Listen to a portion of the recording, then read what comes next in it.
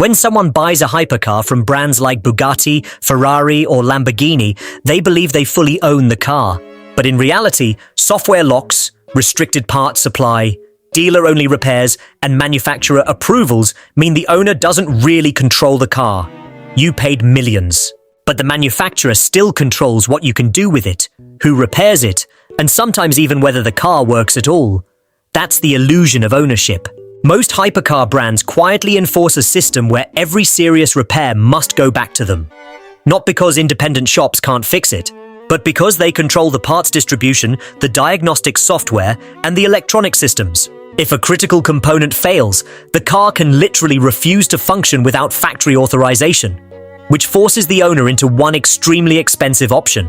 And almost nobody is talking about this part. Here's where it starts to get interesting. When you look at the parts inside some of the world's most exclusive hypercars, something unexpected appears. Take Bugatti. On the surface, it's a completely unique machine, a monument to engineering excess. But underneath that bodywork, Bugatti operates inside the Volkswagen Group ecosystem, the same group that owns Audi, that owns Porsche, that manufactures components shared across multiple vehicle lines at industrial scale. Some of the underlying technology inside these ultra-exclusive machines has its roots in platforms built for far more accessible vehicles. And once that component crosses into hypercar territory, once it gets repackaged, rebranded, and bolted into something that costs $2 million, the price attached to it changes dramatically. We're not talking about a modest premium, we're talking about multiples, sometimes extreme multiples. A part that costs a few $100s in another application can become a five-figure line item the moment it enters the hypercar supply chain. And the only place you can officially source it is through the manufacturer. But here's where things get worse. Imagine your car breaks down, not in Monaco, not outside a dealership in Stuttgart. Imagine it breaks down in Australia, or South Africa, or somewhere in Southeast Asia where the nearest authorized service center is thousands of kilometers away. The car won't run. It can't be diagnosed without proprietary software that only factory-trained technicians can access. And it definitely can't be repaired by the independent shop around the corner, even if that shop is staffed by some of the most talented mechanics in the country. So what are your options? You arrange for the vehicle to be transported, at your expense, across an ocean if necessary. Then it enters the manufacturer's service system, where it gets inspected, assessed, and repaired on their timeline, at their pricing, with their parts. The transport alone can run into tens of thousands of dollars, and that's before a single bolt gets turned. Now, the manufacturers have a response to all of this, and it sounds reasonable on the surface. They'll tell you this system exists to protect the integrity of the vehicle, to protect the safety of the driver, that these machines operate at performance levels so extreme that only factory-trained hands should be touching them, that independent repairs could compromise the engineering, damage the car's reputation, and create liability risks. And look, there's a version of that argument that makes sense.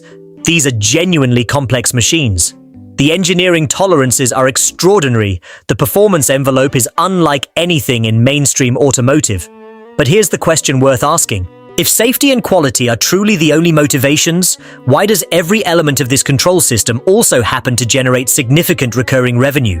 Why does the parts pricing, the service pricing, the transport requirement, and the diagnostic software restriction all point in exactly the same financial direction? At some point, the safety argument starts to feel less like a protection and more like a reason, a justification for something that serves a very different purpose. And this is where the story takes a turn, because this is not a Ferrari problem, it's not a Bugatti problem, it's not even a hypercar problem. Across the automotive and industrial world, the same pattern is playing out at scale. Motorcycle manufacturers locking diagnostic access behind proprietary dealer tools. Agricultural equipment companies programming tractors so that farmers can't repair the machines they depend on to survive. John Deere spent years in a legal and political battle over this exact issue. Farmers who owned their equipment outright, who had paid for it in full, found themselves unable to fix it in the field without manufacturer authorization. Medical device companies, consumer electronics. The pattern repeats, the industry changes, the mechanism stays the same. Control the repair ecosystem and you control the customer long after the sale is complete.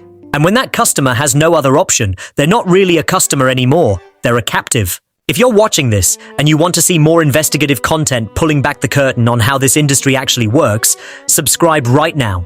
New videos like this go up regularly, and the stories only get bigger from here. Now let's bring this closer to something you might have seen.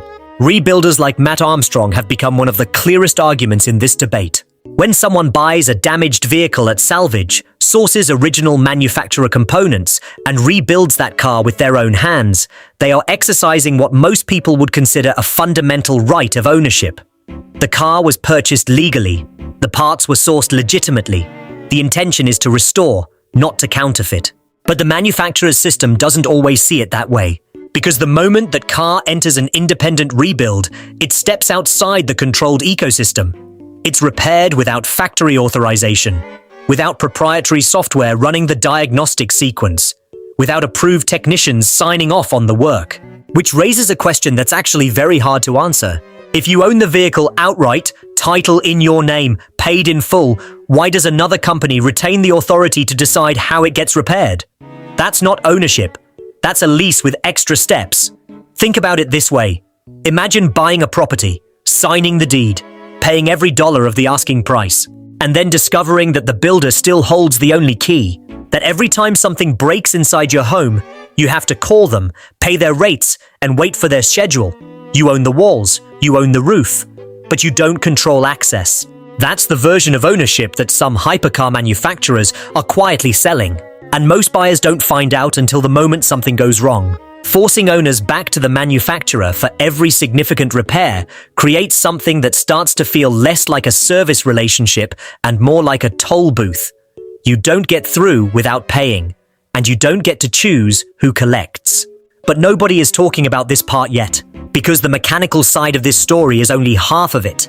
Modern hypercars are not primarily mechanical machines. They are computers. Sophisticated, deeply integrated electronic systems that happen to have an engine and wheels attached. The performance, the suspension calibration, the hybrid battery management, the traction systems, the launch control, the regenerative braking curves, all of it runs through software.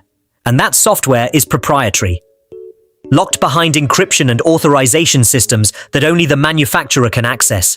Independent shops don't have the tools. They can't run the full diagnostic. They can't update the firmware. They can't reset the electronic control modules after a component replacement. Which means even if an independent technician has the skill, even if they have the part, the car can effectively refuse to cooperate without a factory system telling it everything is sanctioned and approved. This is not a hypothetical. It's happening. Owners have reported situations where vehicles will not function correctly after repairs are completed outside the authorized network. Not because the repair was wrong, but because the electronic system flagged an unauthorized event and locked out certain functions. The car works, but it doesn't fully work until it goes back to the manufacturer. So ask yourself the real question here. If a company can remotely influence how your vehicle behaves after a repair, if the software architecture is designed in a way that the car itself enforces manufacturer control, do you actually own that machine? Or are you a licensed operator of something that never fully left the factory? That question is not abstract anymore. It's sitting in the driveways of some of the wealthiest people in the world, and they're starting to notice. Here's where this lands. The right to repair movement has won legislative ground in some places. Agricultural equipment companies have faced real pressure. Consumer electronics manufacturers have been forced to make concessions. The legal and political landscape is shifting, and it's only a matter of time before that pressure reaches the automotive world in a more serious way. The question is whether hypercar manufacturers will adapt ahead of that moment or wait until they're forced. Because independent rebuilders are not going away. The community that follows this kind of work, the people who watch a salvage Ferrari come back to life in someone's garage, those viewers understand what ownership actually means in a way that a manufacturer's legal team probably doesn't want to reckon with. Independent rebuilders are here to stay, captivating a community that cherishes the revival of salvage vehicles like Ferrari. True ownership transcends the manufacturer's grasp as viewers understand the emotional and personal bond formed. The dialogue surrounding software locks and parts monopolies is approaching a tipping point. As attention shifts, manufacturers will grapple with an essential question: who truly owns the car? The answer may surprise everyone,